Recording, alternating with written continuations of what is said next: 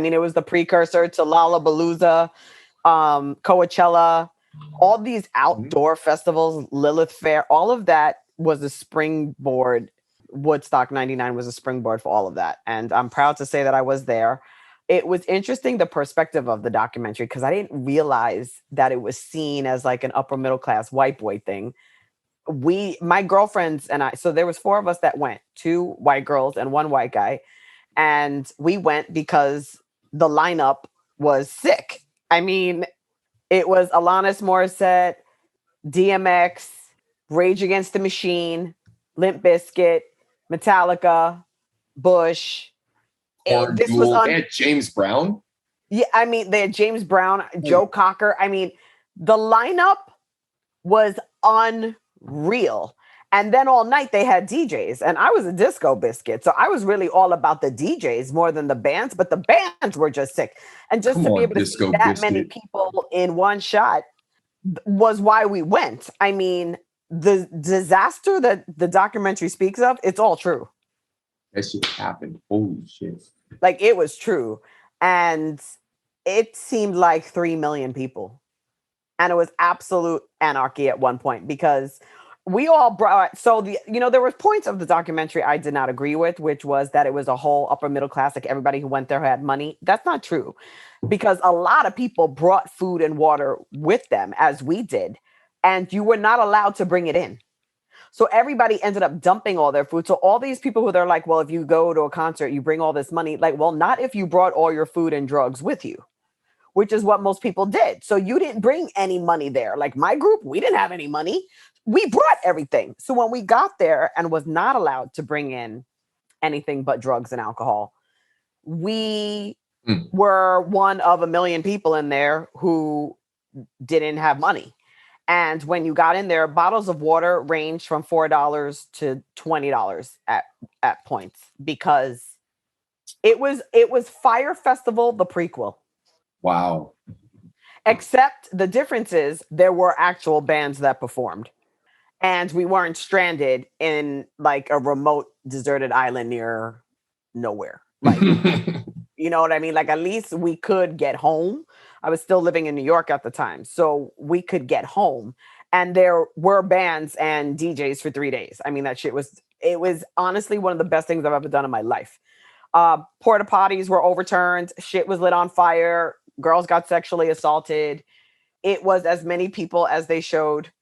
And to their point, it was a lot of angry white boys who really didn't have anything to be angry about, because we were not in the middle of a war.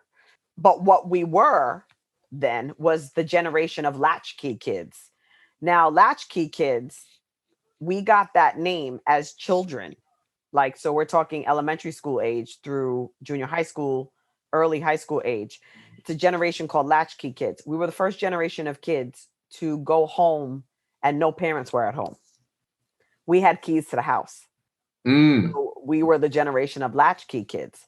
So even though our generation didn't have a war, what we had was unavailable parents for a myriad of reasons, mostly economical. This is the emergence of the 2-family income is needed in order to sustain a middle-class lifestyle. Right? This is no longer the generation of one salary is enough for 4 people, a house, and a car. So my generation was the first generation of kids that we all had house keys. And that generation turns 23, 24 when Woodstock 99 happens. So this is the generation of a lot of college graduated kids, but you haven't had a relationship with your parents in 20 years. And you're pissed, just as other prior generations were, but for different reasons. That is interesting. From my perspective, anyway. So yeah, were there a lot of kids with money? Like, of course. I mean, the tickets were like $300. Back then, $300 for concert tickets now is expensive, let alone, 20 something years ago. Like, that was $1,000, but it was 3 days long, non-stop. This was going to be the sickest event of the year. And my girlfriends and I didn't have the money for it, but one of our girlfriend's boyfriends did, and he wanted to go. but came from a religious family and really couldn't like go with his family or any of his family's friends. So he took us, knowing we would have an epic time, which we did. But it was sheer anarchy. We were starving, we were dehydrated, and it was so hot that pretty much half the people that ended up in the medic tent were there ODing and dehydrating at the same time. Mm. If you made it up to the front, you didn't get out of that spot for several hours because you just could not get through the crowd. And I think it was Saturday night that it was Limp Bizkit, Korn, and Metallica. And by the end of that concert, like it looked like Apocalypse Now.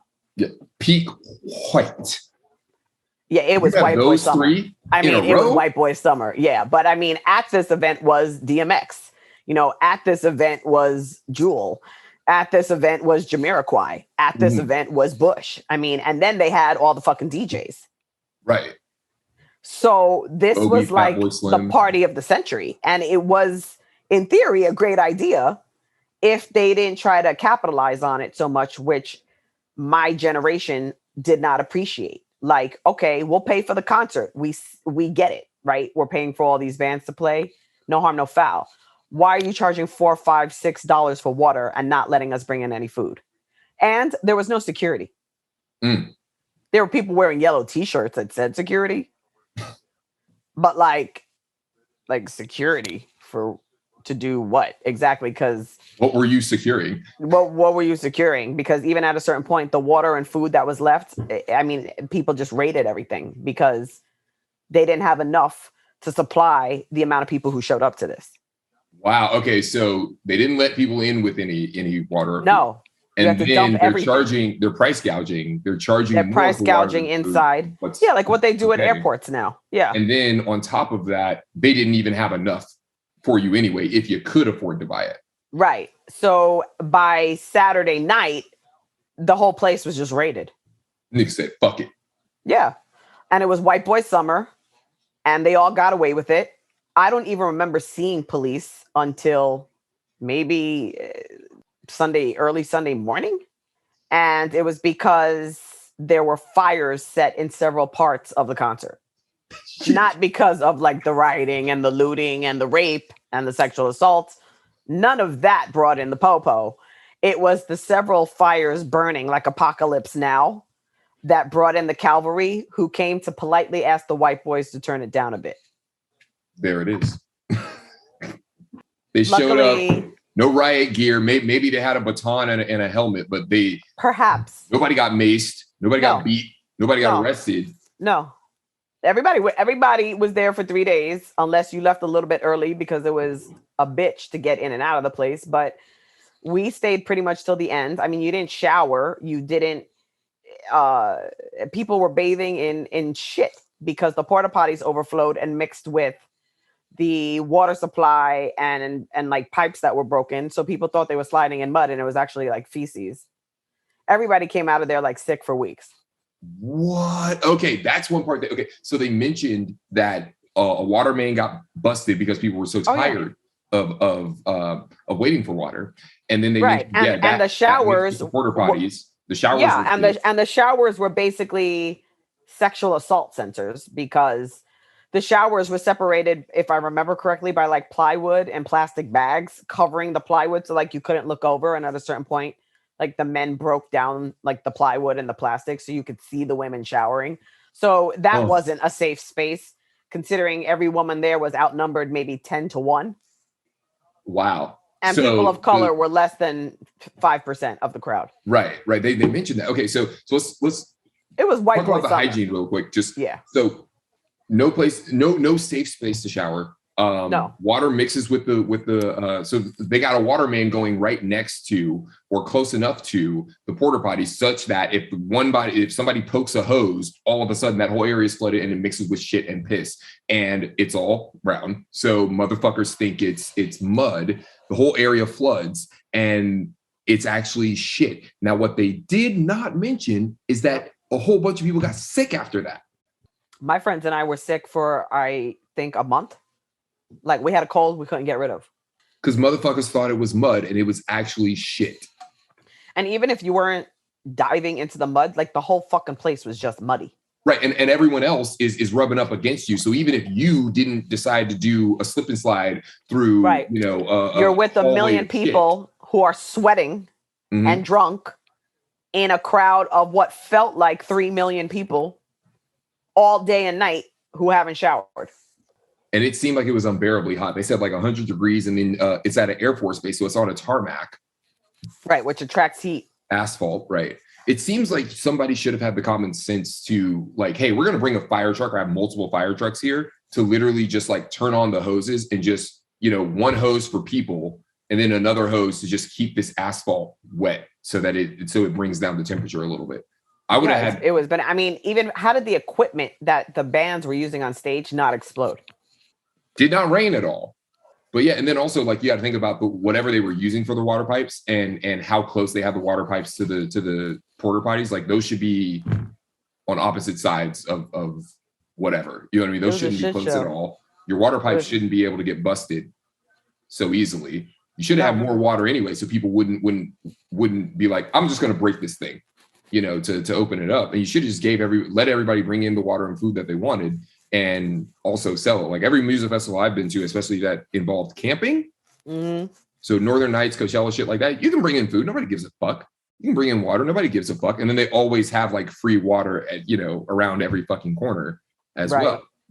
No, you weren't allowed to bring in anything other than drugs and alcohol, which we had bottles of Listerine filled with vodka dyed green. That's how we did it. Oh, you use food dye. Little drop it, just to give it that Listerine green tint. And we had like 8 bottles. You got the regular bottle of Listerine. You're like, all right, so we got to go for like an aqua, like a green, we're going light green, light blue. Yeah. So we mix drop a few drops, shake it up.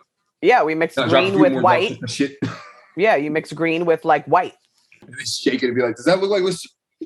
Yeah, and honestly, they didn't care about that. They cared about the food and the water. Because wow, and it was cash. It seemed like it was cash only. So you also had a mile-long line.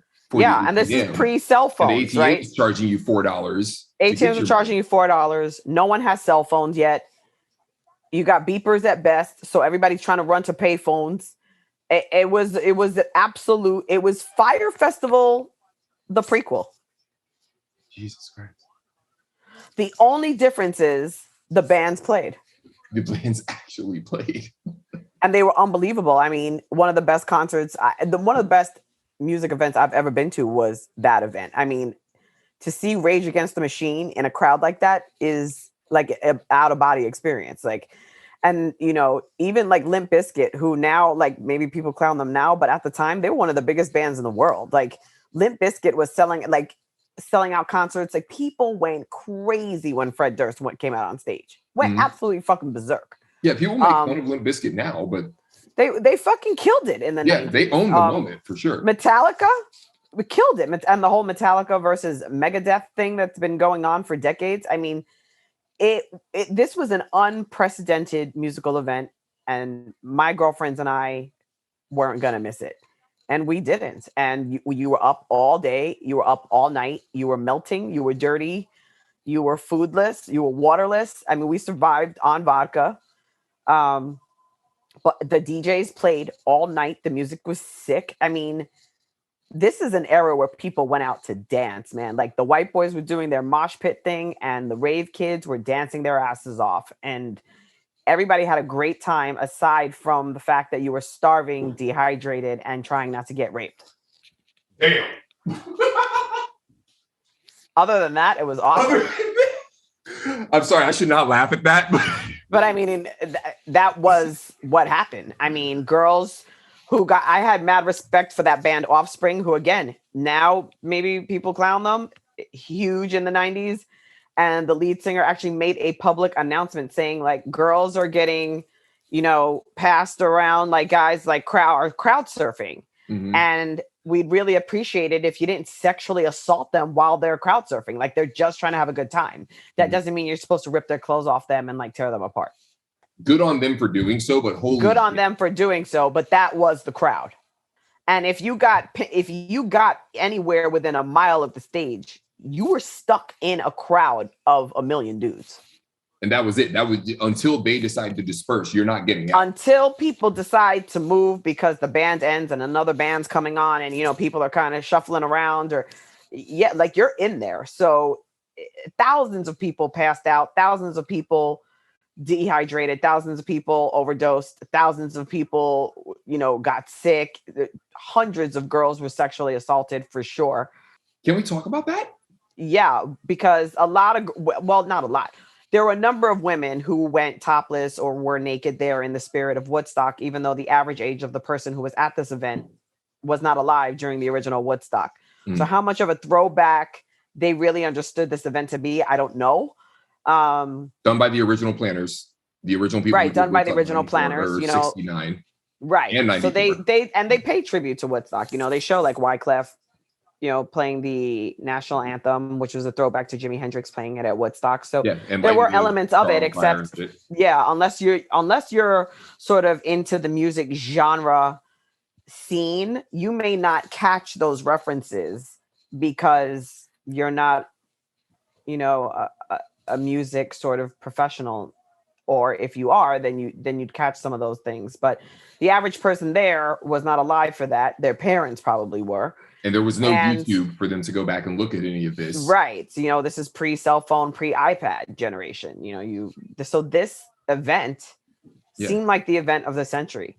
And in a lot of ways it was. And the lineup of artists back to back to back for 3 days was like an out-of-body experience to be able to see that many acts in one shot in one location. The problem is that I don't think that they thought it was going to get overrun by as many people who showed up. Word. So people just broke down the gates.